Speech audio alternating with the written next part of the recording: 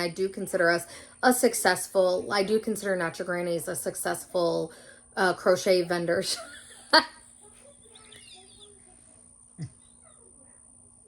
That's not what I meant.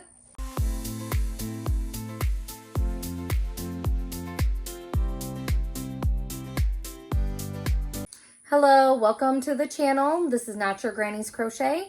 I thought we could go over our market that we just went to and talk about Jazz Fest. So this past weekend we went to our small town jazz festival, and they had 3 different stages that, performers were performing at. And we were at the stage that had all the high school and college bands. And it was just a one-day event, just Saturday. Yeah, let's talk about that. So, do you want to start us off with that? Sure. I'm the husband, by the way. Hi. Yeah. Okay. Yeah, I'm her husband. So this is my husband. His name is Michael. He runs Americomics. So we do vendor events as either Not Your Granny's Crochet or Americomics. He sells comic books, collectibles, some like 3D printed gaming accessories, stuff like that. And sometimes we will do vendor events together. Like I think the most common occurrence is when I'm scheduled for an event and I've done really well at previous events and I don't have enough merchandise to fill up a table. He will take over like a table or 2 or sometimes half, and one time all of my booth to like kind of cover me until I can make more merchandise. But yeah, so this is Michael, Americomics. Hi. And this event was purely Not Your Granny's, although I think Americomics would have done super well there. So I think next year we're going to do 2 booths there, you think, for Jazz Fest? Yeah, we definitely could. I mean, it was exactly the kind of crowd that, my stuff would go for. Yeah. College kids, high school age kids, exactly the kind Lots of families. Lots of families, exactly the kind of people, we want to get into comics and all that. Yes. So some information about the booth. Let's do that kind of stuff first, I guess, and then we'll go into more of the day. So the booth this is in our local town. These are my absolute favorite events to go to are here in my local town. This is a wonderful town for tourism. It's a wonderful town for events. There's always something going on. And so this is by far my preference on where to vend at and everything like that. So this was not put on by our city. This is like an independent event, but I think this was their 5th or 6th year doing it. So it's like, it's like a established event. Okay, so we were at the 3rd location with the high schoolers and the college bands. And our booth fee was only $50. That's a super low fee. I don't think there's any other events that are that cheap in Granbury, other than like a reoccurring farmers market kind of thing that happens like every Saturday or something like that. You can get those for pretty cheap, but like an annual kind of event, that's incredibly affordable for this area because it's a good vending area. And so it was only $50. The other stages that had like the professional bands and stuff, those were more expensive. And I think that's actually what I applied for. I actually think I applied to be over at main stage next to our other vendor friend, but I'm really happy we actually got put where we were. Yeah, things worked out the way they were supposed to 100% on that one. Yeah. So not only was this where the high school and college bands were, it was actually at a park. So we also got a lot of like little kid and parent traffic from the people who would have just regularly gone to the park that day. Yep. And they literally would just bring in like a bus load of kids, and like every hour to 2 hours we were getting like a whole new group of people in. Like, yeah, it was really well. It was really chaotic at times because sometimes there would be like a bus full of kids that were from like farther away, and there weren't a lot of parents there. So like sometimes we would get like a whole group of like up to like 10 middle schoolers that had no parent attached to them, no like teacher attached to the group, and they would just like swarm the booth and like grab everything and touch everything, and it would be utter chaos for a while. But no, I think it was totally worth it, and we ended up having a really good day. But yeah, so load-in was easy peasy. Again, where we were, it was so easy. They were super chill, really laid back. We were able to pull right up, unload, no problems. And then and we were so close to our house that I actually forgot an entire bin full of merch, and I was able to just jump in the car, run back, get it, come back, and we were still within our load-in window. So yeah, it was really easy, really laid back. That's the kind of stuff I love. Our vendor neighbors were super nice, really chill.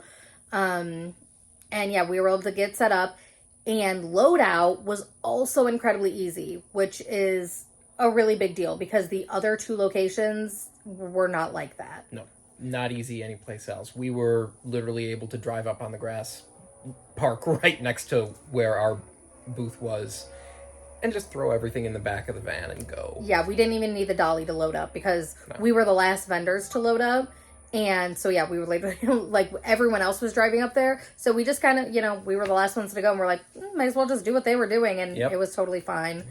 So that was so easy, so cool. We went and saw my vendor friend after we loaded up, and that side closed later. But again, she was already like, I don't know, like how I'm going to get out of here. Like, because it was much more congested over there. There wasn't the open spaces that we had. So definitely I'm going to purposely sign up for that stage next year. Absolutely. So in other terms of like how the day went, we had one major foe for the day.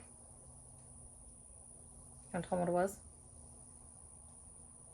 I don't know what you're referring to, honey. The wind. Oh yeah, the wind. That's why I still have a crick in my neck, by the way. Like the back wall of our booth just kept blowing and into my head. I actually got clips of the wind and how aggressively it was blowing the tent, so I'll insert that here. But it was so ridiculous. We ended up putting up 2 sidewalls. So we had a sidewall in the back and a sidewall down one of the sides where the wind was coming from. And before we put those up, my plushies were constantly getting blown over. Thankfully, there was no mud, no dirt, no prickles. What are those things called? Burrs? Yeah. Burrs. We were at one market before where the ground was burrs, and that was a super windy market too. And my plushies kept falling, and like there's some plushies I had to like just ruin because we could not get all the burrs out of the plushies. So thankfully there was no mud, no dirt, no bristles, burrs, nothing like that. It was just kind of like deadish grass. And I have an outdoor rug. I got one after that horrible market with the wind, and I have not been remembering to bring it for the past, I can't remember the last time we brought it to a market. I don't know why I can't remember that thing, but it would have saved us from, again, the worst thing it was just some dried grass getting stuck on them. It thankfully was easy. This time was not too bad. Yeah, but if it had been muddy or anything, that would have been a nightmare. And we have had muddy markets, but thankfully we haven't had muddy and windy at the same time. That's never been an issue. Well, now you've said it out loud, hon. Yeah, that's a good point. But anyways, it was crazy. It actually blew someone's whole entire tent over, literally straight up and on the top of it. I think it looked pretty broken. I'm not maybe they'll be able to bend it back in shape or get a replacement part, hopefully, but I think that tent might be broken. I was really nervous because I was looking and there were vendors around us that did not have their tents weighed down properly. Right. There's, other vendors that only had their tents weighed down on 2 legs with sandbags. And I'm like, oh goodness, because we usually have too much weight on our tent, or more than is necessary. So our tent was not in danger of going anywhere, but yeah, after we put the sidewalls up, the sidewalls kept blowing. So I'm going to work on a fix for that next time. I have some ideas. I think we're going to be able to fix that. But the wind was our most annoying part of the market. Yeah. Especially because it was behind us, the sidewall, and so it just kept hitting us like where we were sitting. And yeah, Michael Michael was like holding back the wind with his head, and actually I hurt my left arm. I didn't even realize it, but like the whole day I was literally physically holding the tent wall back from blowing into the plushies, blowing into Michael's neck, like whatever, and I actually hurt my arm. And I didn't realize it, like that I was doing it that much to the point where I actually hurt my arm. How much crochet time do you think that's going to cost you? Just like your arm is. It's feeling better dead. now, but it took me a full day. Like I did not crochet the whole next day because of my arm. Like I don't know what. Like I don't know if I like pinched something or pulled something, because it wasn't just like, oh, it's tired. Like yeah, like so it hurt. So yeah, but I lost an entire day. Like I didn't crochet at all the next day because of it. But yeah, so the wind was crazy, but other than that, we had an absolutely lovely time. The weather was gorgeous. It was like, I think the highest it got was 80, but because there was wind, it never felt hot. No, it was perfectly comfortable the whole time. Yeah, the jazz music was on point. There was a lot of really talented bands and everything that went up. My favorite was the middle schoolers singing Skyfall. That was awesome. Which I think they were good. They were the only ones who sang, I think. Like everyone else just played instrumental. Yeah, a lot music. of instrumentals, you know. You're right. I think they were the only ones singing because I mean their version of Skyfall was awesome. It was like amazing. Adele, Eat Your Heart Out. You know, I will say too many bands had a version of Uptown Funk. Heard that a few too many times, but maybe they should collaborate. Like, be like, I get it this year. I get Uptown Funk. Yeah, this right. year. Like draw straws or something. Yeah, but no, the bands were just really, really amazing. So that was awesome. Sure. And I was telling Michael before we left, because we like to play music at our events, especially because I crochet at events, and when I crochet, like my auditory is like heightened, you know what I mean? So like I'm hearing absolutely everything. I'm, registering everything that's going on. So like if we're sitting at a market, I get driven crazy unless we have music. And so I was like, we were leaving. I'm like, wait, did you get the speaker? And he's like, we're going to be at a jazz festival. I'm like, oh yeah. Another good thing about where we were versus where the other people were over at the other stage. We could hear the music the whole time. We could see the stage perfectly, but it was never too loud. There was literally one song the entire day that I had to like yell over. When I went to see my friend midday over at the other stage, she was so close to the stage and it was so loud. She was already going hoarse like midday because she was having to yell over the music all day long. Yeah. So that was another good thing about where we were. That made it easier. But yeah, and obviously kids, middle school, high school, college, even like, parents, like, and of course all the parents, right? Yeah, like our key demographic was definitely there. And we had a really good day, and I was prepared for dreamers and readers. So I had, plenty of merchandise, even though definitely some of the merchandise was not hitting its mark because it was geared towards dreamers and readers, but no, we still had a really wonderful day. Market wise. And let me think real quick. So what was your favorite sale of the day? My favorite sale of the day. See, that's a tough one. I will say one of my favorite inquiries of the day, and I felt vindicated, all right, by this one. We did have a guy who came over and he's checking out our stuff, and he specifically asks if we have any rabbit stuff, any bunny stuff, and this first is time ever, by the way. This is the bane of her existence in here. We have a large rabbit. If you look at our socials, there are posts about it. I'll put a picture in here. Yeah. Hopefully next to Michael's head, so you can understand how big this thing is. Yeah, we tend to call it Punk Rock Bunny, or Avril the Bunny, if you will. And this was painful for her to crochet. Like it was difficult to work up. I need to say this, not because of the pattern. The pattern writer for this, is amazing. I love the pattern. I've done more than one of her patterns. I chose a really bad I didn't choose it. He chose the colors, and it ended up being an incredibly bad skein of Sweet Snuggles. This was back when they were going through their horrible quality issues. And then I did the black part in Juicy Couture velvet, like the double stranded velvet. And that was the first time I'd ever worked with that. And every time I look at this plushie, my wrists hurt because it was so, and I was doing a pattern It's test. visceral. It is. Yeah. And I was doing a pattern test, so it wasn't even like, oh, well, I'm going to like put it down for, and I had to do other things in between. I'm like, no, I've got to finish this for the pattern test. Like, I'm running out of time. So I was pushing myself and it hurt so bad. And I also, like, you have to sew on and it ended up being so big, and you have to, like, it's a bunny popping out of a pumpkin, so you have to shape it.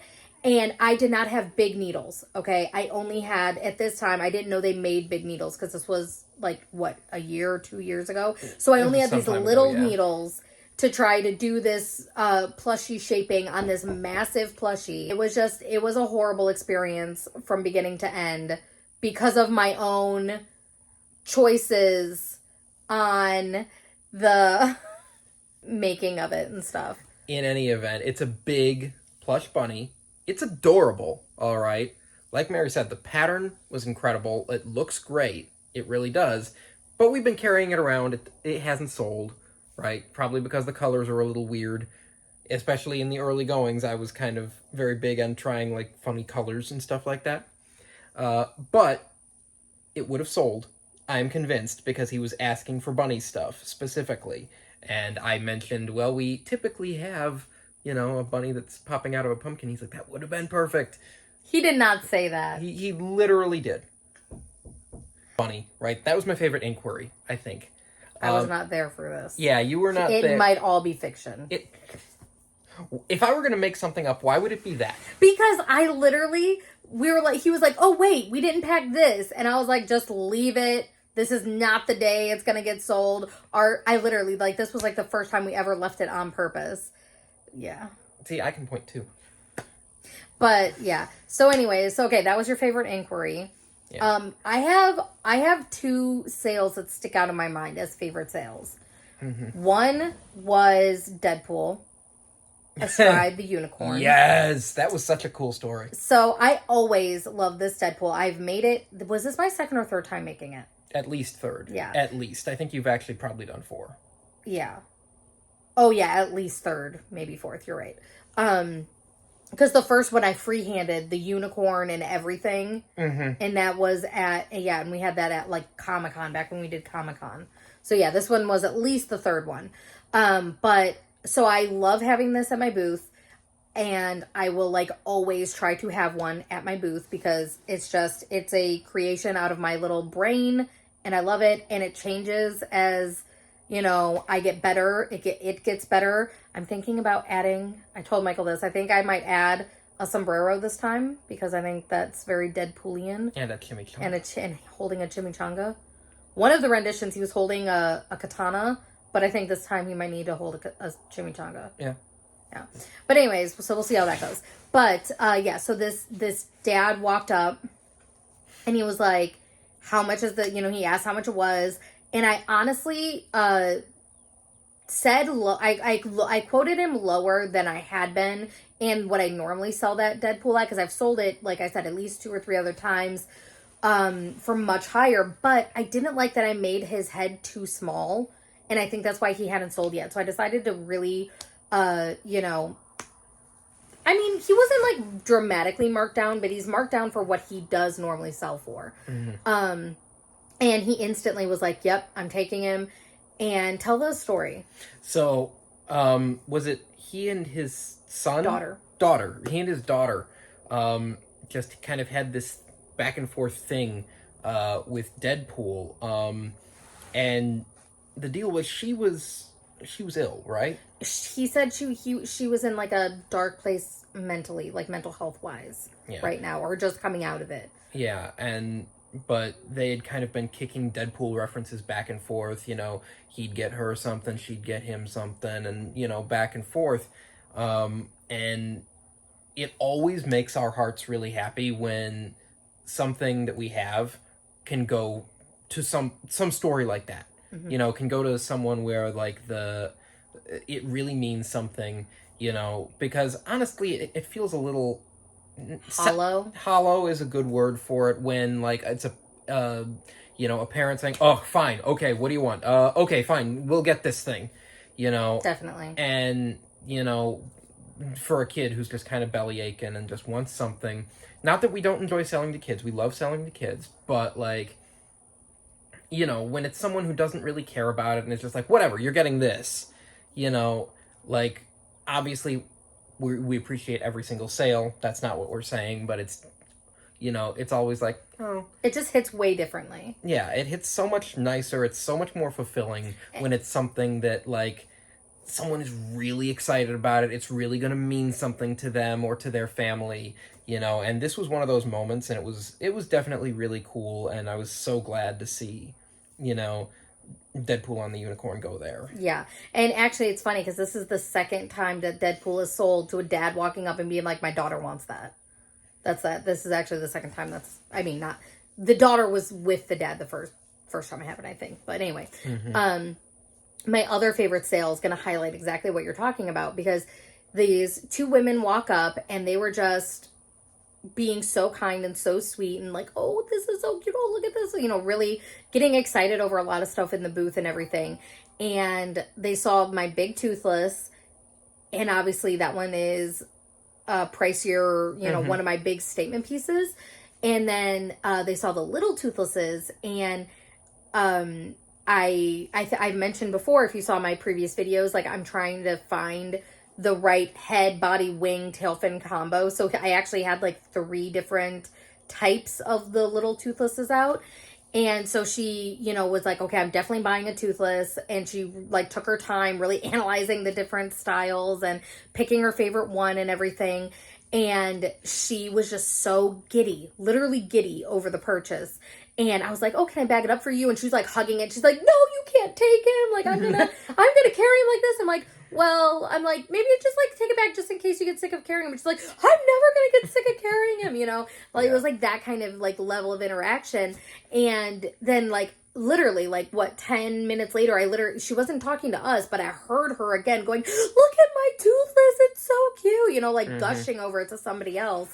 And it was just like, and this was several booths away, so it was audible. She was excited. Yeah, like it was just such like a fulfilling sale, you know, to be like, for it to go to somebody who cared that much, to, you know, in juxtaposition, is that the way to say it, or juxtaposed or whatever, to the very next sale, which was, you know, a mom with a, you know, daughter, and they were going, and, you know, she was just like, no, like, oh, is this crochet, you know? And I'm like, oh yeah, everything in the booth is handmade by me. And usually people will be like, oh wow, or, you know, at least like, oh. It was just like, yeah, okay, you know what I mean? Like, just does not care, doesn't want to be there. Like, you really want something, like, fine, you know what I mean? Right. And technically that mom spent more money than the lady who bought toothless, but like the toothless sale just meant so much more. Like, it just hit it, like, not only hit, you know, this is my business, so like, you know, yes,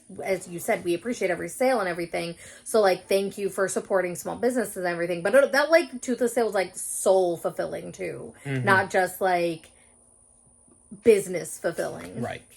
But sure. Yeah, so yeah, the Deadpool sale and the toothless sale were probably my favorites of the day. Let's talk about how we did. So I'm gonna go on a little bit of a rant here, because I see a lot of vendor YouTube channels talk about how much they made. And it's like, hey, I, you know, made this much in this weekend, or I made this much this day. And while that's useful, I think it is not only, I don't know if deceiving is the right word. That's not the right word. I'm not trying, like, they're not being deceiving, but like, there's a better metric, in my opinion, to measure success at a market, or what you can expect from a market. And I think it's really, really important, especially for people who are just starting out doing vendor events, that one, it matters what area you're in, and like the cost of living and stuff like that in your area, how much money you can realistically expect to make at a one weekend market or something. But also, in my opinion, it matters a few factors. How much was the booth fee? Because if the booth fee is really low, like our booth fee this time was really low, was only $50, and that's because we were at the high school and college stage instead of being at one of the professional stages. But the booth fees over the professional stages were more expensive. Right. But like I said, so our booth fee was only $50. And it's a 1-day event. And other things to keep in mind is, again, is it an annual event? Is there a reason people are coming to the event other than the vendors? So, like, is it just a farmer's market where the vendors are the draw? Or is it like, for example, Jazz Fest, people are coming to see the jazz musicians. Or, like, they have rodeos where they have vendors. You know, there's a reason you're coming other than that. There's so many other factors to whether or not it's going to be a good event or going to be a good event for you, and what your money is going to. So if you pay $50 to be a vendor, some of that $50 you can expect, and you should expect, that the organizer is using that for things like advertising, right? To get Promote people, the event. yeah, promotion, to get people into the market. So when you have an event that you're paying $350 for, you should expect a bigger turnout, right? Versus $50. Does that make sense? So in my opinion, you should not just factor an event based off of, hey, I made $3,000 at one event. It should be factored more based off of how many times your booth fee. And this was advice that I got early on, and I'm so glad I did, because it makes so much sense. So to determine a successful event, what we do is we go times booth fee. So if you make 3 times booth fee, then technically it's a successful event. And we're not saying, oh, successful. It's like, yep, nope, we did not lose money on this event. Now, if you have hotel stays or you're driving really far, so you need to factor in gas, anything like that should be considered, in my opinion, into this number of like booth fee. This is what it costs for you to be here. Mm-hmm. So again, if we had a hotel bill, fee, whatever, for doing this event, I would have factored that into this number. Yeah, so almost like triple your costs. Right? Yeah. And I mean, like, cost to be at the event, not necessarily material cost, stuff like that, but like cost to be at the event. Yeah. We stayed at home. The drive was negligible. We only factored in booth fee. So if you do 3 times booth fee, it's a successful event. You did not lose money. You made money. Okay. The number that I had heard other vendors use is if you make 8 times booth fee, then that's an event that's like, hey, that's a good event. We should put this in the calendar for next year and try to get into this again, because that's a good event. Idea is, if you're making, triple your booth fee, and again, we factor in expenses, right? Gas, hotels, if applicable, right? And you were saying that 8 times booth fee? That was the rule of thumb. 8 times booth fee. It's like, that's a good event. You should mark it down for next year, try to get into it again. And yeah, like, that's a good event. We ended up making 23 times booth fee at this event. So that was amazing. And especially, stop it. And that was amazing, especially because it was such a laid back, chill environment, in and out, so close to home.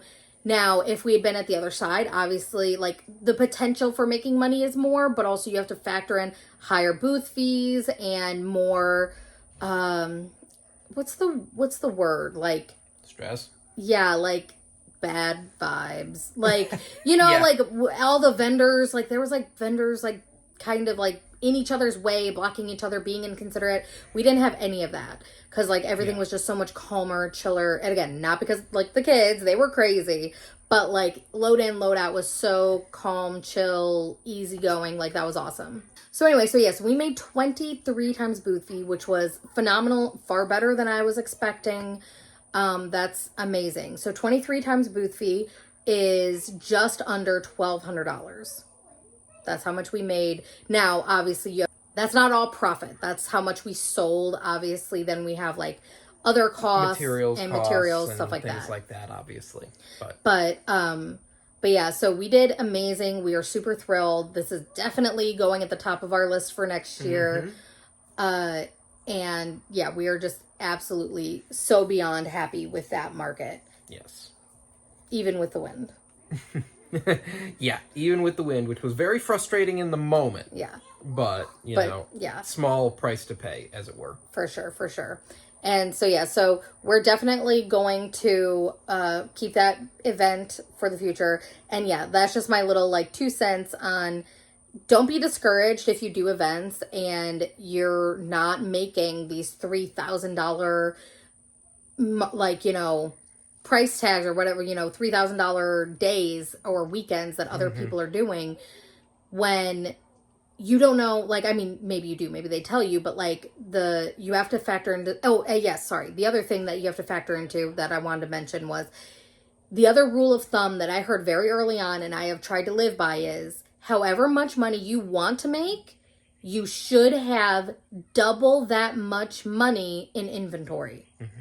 So if you want to make $2,000 or you want to make $3,000 and have one of these $3,000 days, you should be aiming to have $6,000 worth of merchandise available for people to look at, because everybody's like, you know, some people are all going to want similar things. And if you sell out of that in the first hour, then that's not available, you know, for the rest of the people. Or, you know, you're not having as diverse of things. Like, you know, like he said, some people were looking for a bunny, you know, and we didn't have a bunny, so we lost a sale. Stuff like that. So, well, I'm just saying, you know, stuff like that where if you're only bringing $1,000 and you're disappointed because you only sold 500, it's just all about keeping your expectations in order. So how much did you pay for your booth fee? You know, so therefore, how much are they spending on advertising? Is there another reason drawing people in? And are you having enough merchandise to not only draw people to your booth, but to have, like, for people to choose from? Right. And so those are the rules of thumb that I had very early on. And I think it helped me really manage my expectations early on for my, you know, vendor life. And it helped me not to get discouraged and keep going. And now we do have successful events. And I do consider us I do consider Not Your Grannies a successful crochet vendors.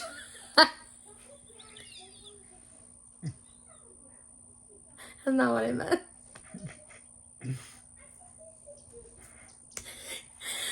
That's not what I meant. You are very successful and no one is taking that away from you, dear. You're doing great. You just finished the video now. Anyway, yes, this was a successful event. My wife is very successful, and we're all very proud of her, for sure. But, again, this has been Not Your Grannies. And Americomics. All right. Thank you for your time. We'll see you next time. Bye.